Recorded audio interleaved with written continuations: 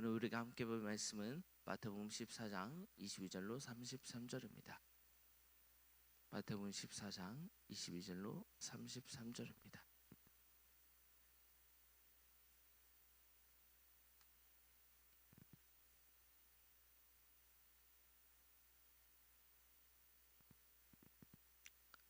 다 찾으셨으면 한 구절씩 교독하시겠습니다. 예수께서 즉시 제자들을 재촉하사 자기가 무리를 보내는 동안에 배를 타고 앞서 건너편으로 가게 하시고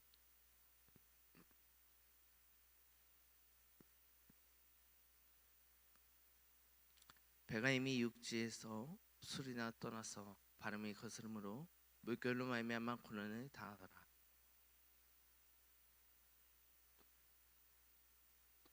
제자들이 그가 바다 위를 걸어오심을 보고 놀라 유령이라 하며 무서워하여 소리 지르거든.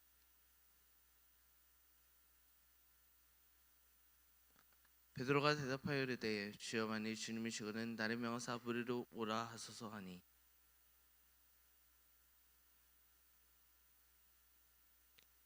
바람을 보고 무서워 빠져가는지나 소리질러 이르되 주여 나를 구원하소서 하니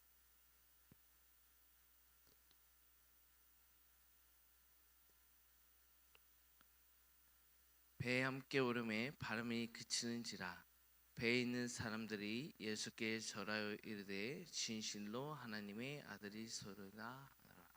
아멘. 할렐루야. 오늘도 이른 새벽에 이 자리에 나와 예배드리신 성도님들의 삶 가운데 하나님의 은혜와 사랑이 함께 하시길 주님의 이름으로 기도드립니다. 여러분 혹시 배를 타보신 경험이 다들 있으십니까? 저는 육지 사람이라 그런지 바다를 참 좋아합니다. 바다 내음이 되게 좋아서 배를 좀 자주 타려고 기회가 되면 배를 타려고 노력을 많이 합니다. 그런데 배를 타다가 보면은 기분 좋은 사건만 일어나지 않더라고요. 배를 타다 보면 갑자기 그 선장의 키를 잘못 돌렸는지 혹은 거센 파도가 일어나든지 하면은 배가 흔들리면 그때서야 파도의 무서움이 실감나기도 하고 이 배가 안전한 건지 의심되기도 합니다. 그 사람들이 많이 탄 배가 파도 하나로 흔들린다는 생각을 하면 이 파도가 얼마나 센지도 조금은 무섭기도 합니다. 그런데 오늘 우리가 함께 읽은 말씀에서 예수님께서는 바다 그 파도가 치는 그 큰 힘을 가진 그 파도를 이기시고 예수님께서는 전혀 그 파도에 흔들리지 않으시고 물 위, 바다 위를 걸으셨습니다. 예수님께서는요 우리가 살아가는 이 모습과 외관이 다르지 않으셨습니다. 그런데 예수님께서는 물 위, 심지어 파도가 치는 바다 위를 걸었다는 그 의미는 인간의 상식으로서는 절대 일어날 수 없는 일일 것입니다. 그러므로 오늘 본문 26절 말씀에 제자들이 놀라며 그렇기 때문에 예수님을 유령이라 귀신이라 착각하면서 제자들은 아마 여기 쓰이지 않았지만 심경이 이랬을 것 같아요. 내가 이제 이 파도에 휩쓸려 죽는구나. 저 앞에 서 있는 사람이 예수님이 아니라 나를 죽이려 온 유령이구나, 귀신이구나 이렇게 생각했을지도 모르겠습니다.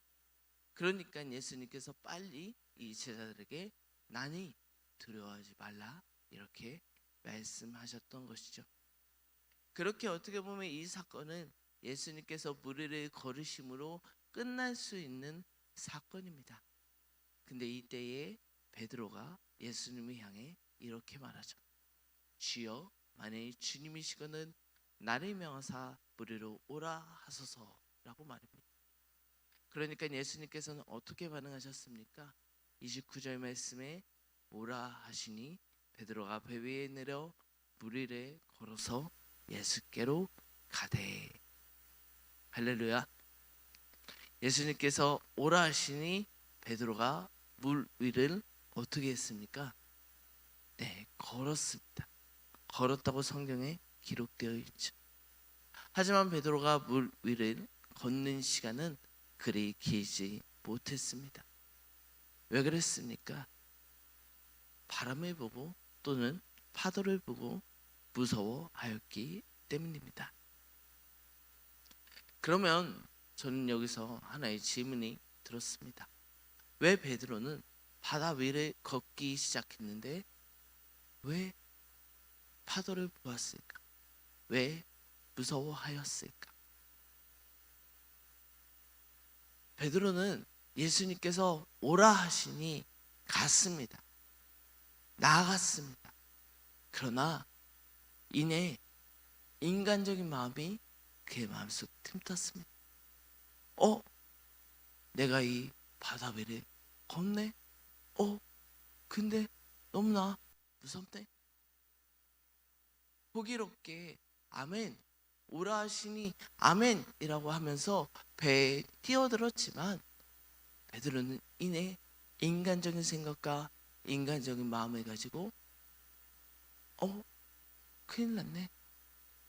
예수님은 보이지 않고 내 옆에 있는 파도를 바라보았기 때문에 하나님께서 함께 하시고 하나님을 믿고 의지하면 끝까지 예수님의 곁으로 걸어갈 수 있었지만 베드로는 인간적인 생각으로 그 자리에서 생각했기 때문에 이내 물에 빠지고 말았던 것 아니겠습니까?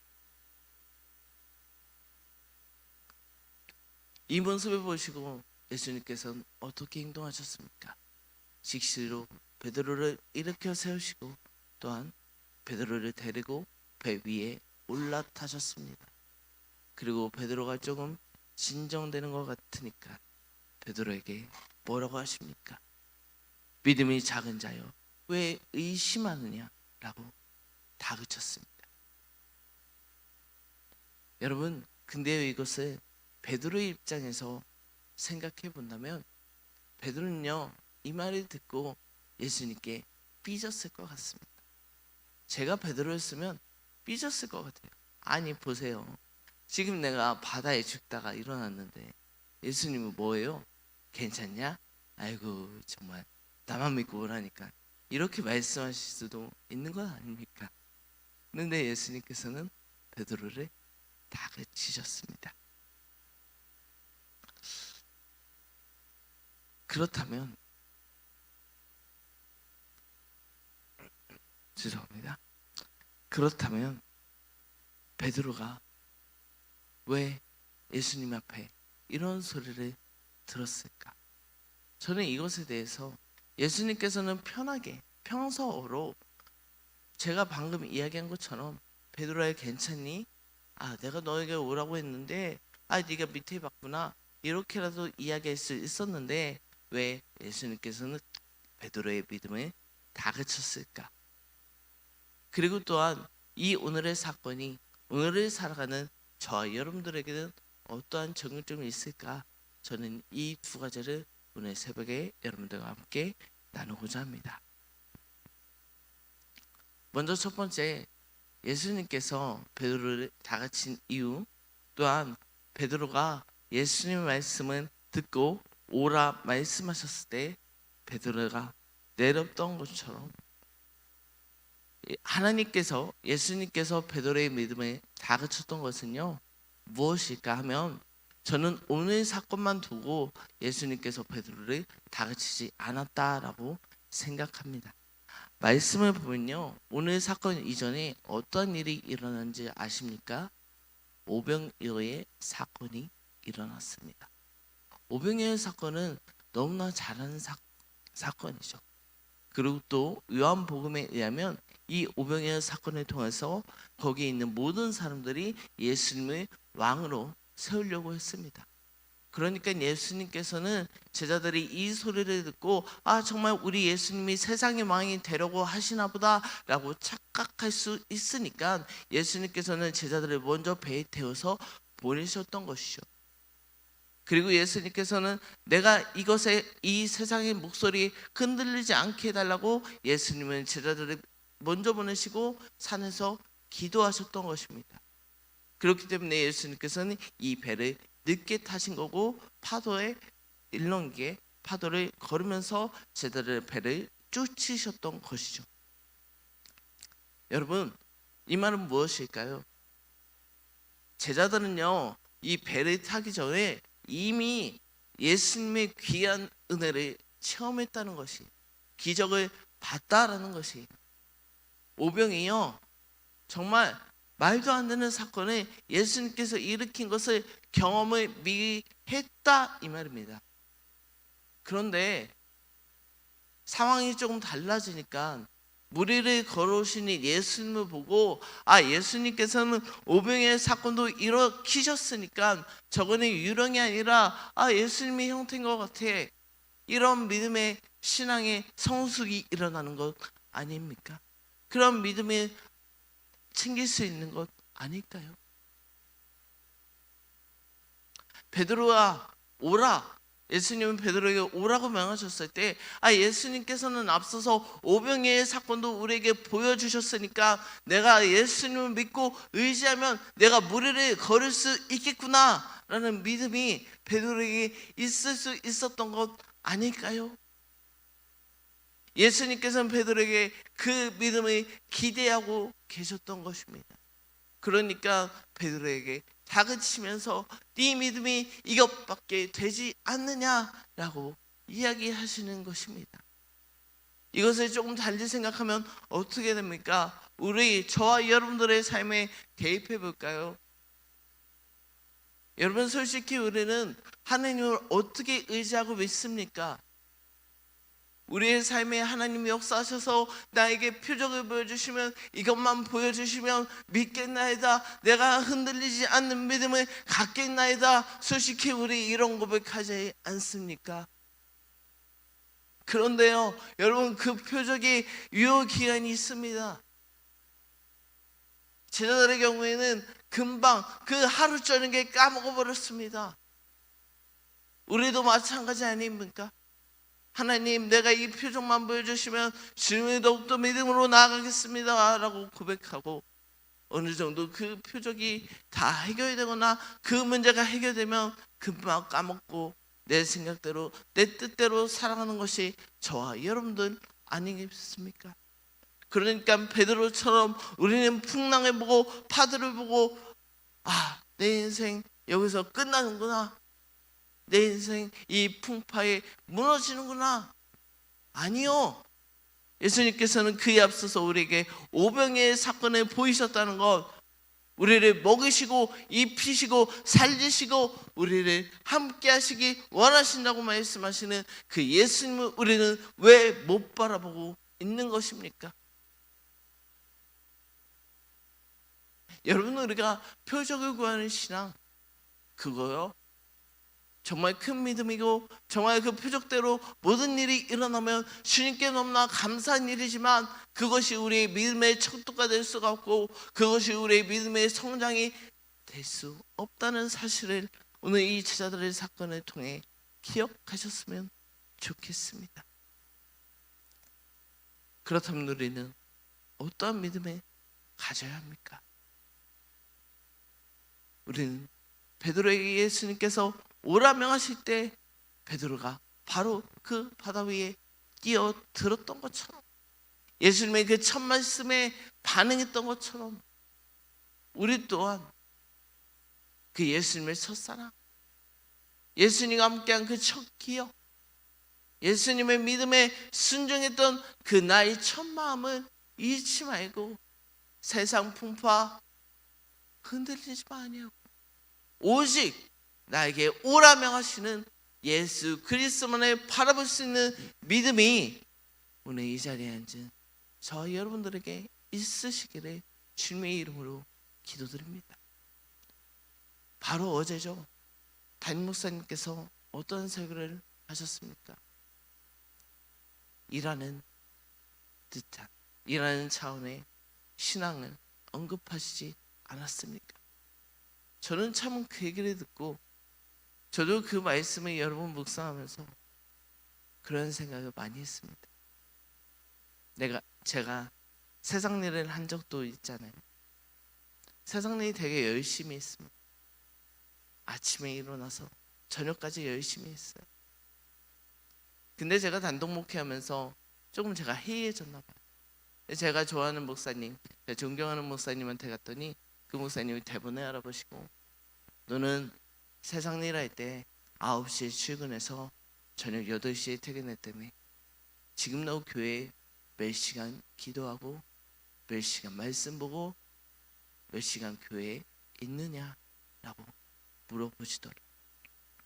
물론 여러분들에게 다 적용되는 말씀이 아닐 수도 있습니다. 그럼에도 불구하고 여러분들께서 직장 생활이나 뭔가 일터에서 일하시는 시간만큼 우리는 얼마나 그 하루에 예수님을 바라보고 하나님의 말씀을 묵상하고 하나님께 기도하느냐, 이 말입니다. 여러분, 우리는 표적이 있다고 해서 우리의 믿음 생활이 잘 이루어지는 것도 아니고 끝까지 가는 것도 아닙니다. 그렇다면 우리가 어떻게 해야 되냐? 하나님의 첫사랑을 기억하면서 일하는 차원의 믿음. 하나님, 내가 주님을 더욱더 찬양합니다. 내가 첫사랑을 잃어버렸습니다. 만약에 잃어버렸다면 하나님, 내가 주님의 첫사랑을 잃어버렸습니다. 주님을 더욱더 그럼에도 불구하고 다시금 바라보기 원합니다. 주님께 예배하기 원합니다. 오직 주님만 의지하기 원합니다. 이러한 믿음으로 기도해 보시는 저희 여러분들이 되시지 않겠습니까? 여러분, 이 믿음이 지금 여러분이 잊어버렸다고 해서, 예수님에 향한 첫 믿음이 잊어버렸다고 해서 여러분, 내가 또 잘못했네 낙담하거나 낙심하지 마시기 바랍니다. 왜요? 예수님께서는 베드로가 떨어져가는 그 모습을 보시고 즉시로 베드로를 구하셨다는 사실. 여러분, 우리 하나님께서는 저와 여러분들을 사랑하시기 때문에 우리가 때로는 넘어지고 쓰러지고 힘들어해도 예수님께서는 즉시로 우리에게 손 내밀어 주시는 분임 또한 잊지 않기 바랍니다. 그러므로 이 시간 우리가 기도할 때에, 하나님, 내가 다시금 무너졌습니다. 그럼에도 불구하고 하나님께서 나를 사랑하시니 즉시로 나를 건지실 것을 난 또한 믿음으로 나아갑니다. 예수님, 내가 예수님을 향한 첫사랑을 회복하는 시간이 오늘 이 시간 되게 하시고 앞으로 그 믿음을 끝까지 지키며 신앙생활하겠습니다. 오늘 이 시간 이 기도 함께하고 일상생활에 또한 승리하는 저희 여러분들 되시길 주님의 이름으로 기도드립니다. 기도하시겠습니다. 사랑의 하나님, 오늘 이 새벽에 우리를 깨워주셔서 하루의 시작을 기도로 말씀으로 시작하게 하시니 감사드립니다. 오늘 이 오병이어 사건 또한 물 위 파도 위를 걸으신 사건을 통해 우리의 신앙을 돌아봅니다. 우리에게 오라 말씀하시는 그 하나님의 말씀에 다른 것 보지 않고 순종하는 자들이 우리가 되게 하여 주시옵소서. 표적을 구하는 믿음이 아니라 우리가 넘어질 때 즉시로 손 내미시는 그 주님을 온전히 신뢰하는 믿음이 우리에게 회복되게 하여 주시옵소서. 주님, 오늘 우리가 주님을 온전히 신뢰하며 첫사랑을 넘어 첫사랑의 신앙을 간직하며 살아가겠사오니 주님, 우리를 찾아와 주시고 우리에게 새해를 경험토록 인도하여 주시옵소서. 이 모든 말씀 예수 그리스도의 이름으로 기도드립니다. 이 시간 주님의 이름 한번 불러주고 통성으로 기도합니다.